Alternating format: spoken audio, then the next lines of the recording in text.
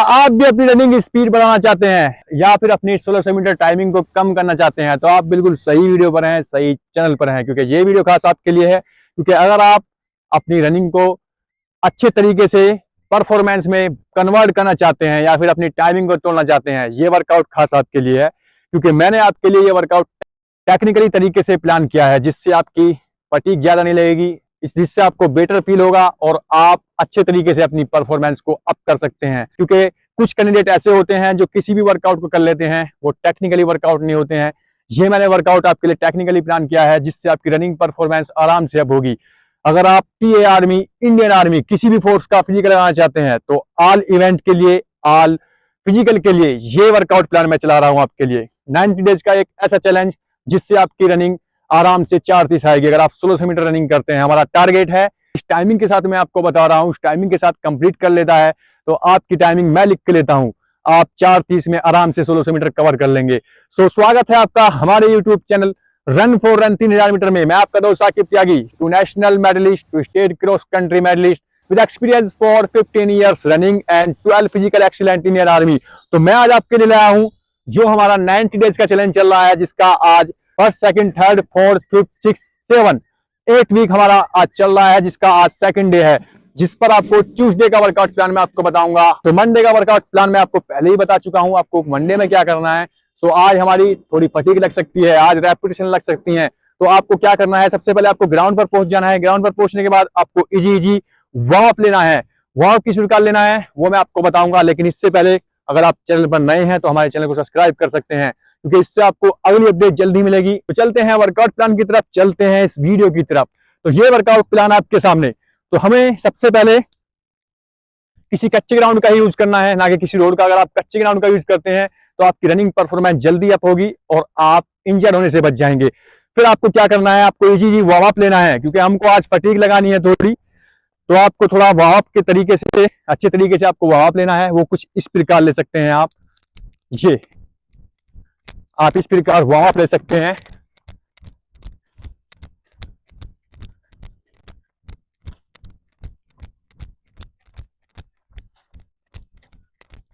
आपको 10 मिनट का ही warm up लेना है, क्योंकि गर्मी चल रही है, हमारी बॉडी ऑलरेडी वार्म अप होती है। क्योंकि अगर सर्दी का मसला होता, सर्दी में आपको 15 या 20 मिनट का वार्म अप लेना होता है, लेकिन गर्मी में थोड़ा हमारी बॉडी ऑलरेडी वार्म अप होती है तो कम ही वार्म अप लेना होता है। सो इसके बाद आपको क्या करना है, अपनी बॉडी को लाइट लाइट स्ट्रेच कर लेते हैं। वो कुछ इस प्रकार कर लेते हैं, ये एक ही पार्ट को आपको स्ट्रेच कर लेना है, नीक को, फिर शोल्डर, फिर ग्लूट्स को,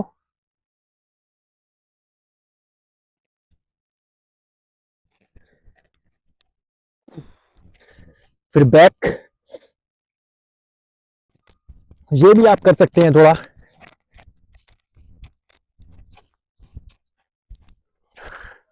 फिर एंकल।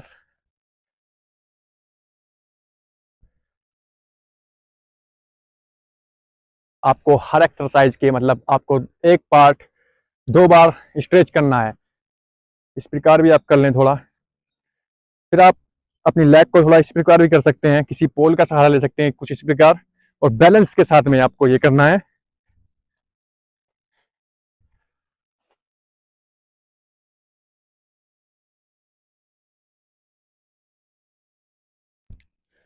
सो इसके बाद आपको क्या करना है, अपनी हैमस्ट्रिंग को थोड़ा स्ट्रेच कर लेते हैं, फ्रंट और फिर बैक। ये आप करने के बाद आपको, हमारी बॉडी अब ऑलरेडी वार्म अप हो चुकी है, मतलब वार्म अप हो चुकी है थोड़ा, लेकिन इसके बाद आपको शोल्डर को भी थोड़ा स्ट्रेच कर लें, ये भी आप कर सकते हैं। अच्छे तरीके से अपनी बॉडी को स्ट्रेच कीजिए, जिससे आपकी बॉडी को टाइटनेस का सामना नहीं करना होगा, टाइट नहीं होगी आपकी बॉडी। जो लैक्टिक एसिड है आप बॉडी में वो रिलीज हो जाएगा अगर आप अच्छी तरीके से अपनी बॉडी को स्ट्रेच कर लेते हैं। सो इसके बाद आपको जंपिंग जैक थोड़ी कर लेनी है। ये हमारी बॉडी स्ट्रेच हो चुकी है। अब आपको क्या करना है, अब आपको थोड़ा स्ट्राइड लेनी है, वो कुछ इस प्रकार लेंगे आप, ये आपके सामने।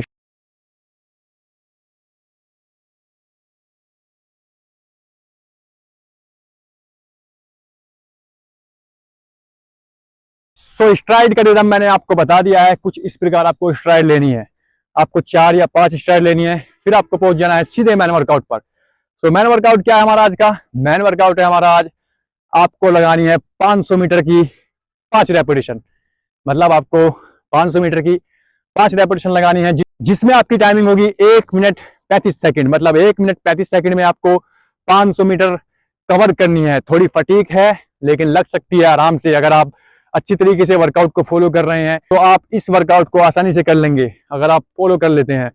तो इसके बाद आपको जो इसमें आपका रेस्ट होगा, 1 मिनट 20 सेकंड का आपका रेस्ट होगा। इसमें जो 500 मीटर की एक रेपिटेशन होगी, आपको सिर्फ 5 रेपिटेशन लेनी है। मतलब आपको 1 मोर राउंड, एक लैप लेना है। 400 मीटर का एक लैप होता है, जिसमें आपको जहां पर 400 मीटर की स्टार्टिंग है वहां से 100 मीटर आगे एक 500 मीटर का स्टार्टिंग पॉइंट लगाइए, और 400 मीटर से कवर करने के बाद 400 मीटर से जहां से स्टार्ट किया है आपने, 400 मीटर स्टार्ट करने के बाद 500 मीटर पर जाकर रुकिए। ये आपकी एक रेपिटेशन होगी। इसके बाद आपको रुकना नहीं है, आपको रेस्ट में रुकना नहीं है, आपको सिर्फ इजी तरीके से रन कर लेना है। मतलब आप एक लैप जहां से आपने स्टार्ट किया था, अब वहां पर स्टार्टिंग पॉइंट पर पहुंचिए जहां पर आपने स्टार्ट किया था, फिर आपको फिर 500 मीटर लगानी है। सो आपको 5 रेपिटेशन लगानी है। आपकी समझ में आ गया होगा किस तरीके से आपको ये पेस रखना है। तो 500 मीटर 1 मिनट 35 सेकंड में आपको कवर करनी है और 5 रेपिटेशन लगानी है। इसके बाद आपको 1 मोर राउंड कूल डाउन ले सकते हैं आप। 2 लैप आप कूल डाउन के लीजिए। 5 मिनट में आपका एक लैप आना चाहिए जिसको आप आसानी से कवर कर सकते हैं। कूल डाउन की कुछ बेसिक एक्सरसाइज है वो कर लेनी है, वो कुछ इस प्रकार होंगी। ये कूल डाउन की कुछ बेसिक एक्सरसाइज है जिससे हमारी बॉडी की जो फटीक लगी हुई है वो आसानी से रिलीज हो सकती है और आप अगले वर्कआउट सेशन के लिए रेडी हो जाएंगे।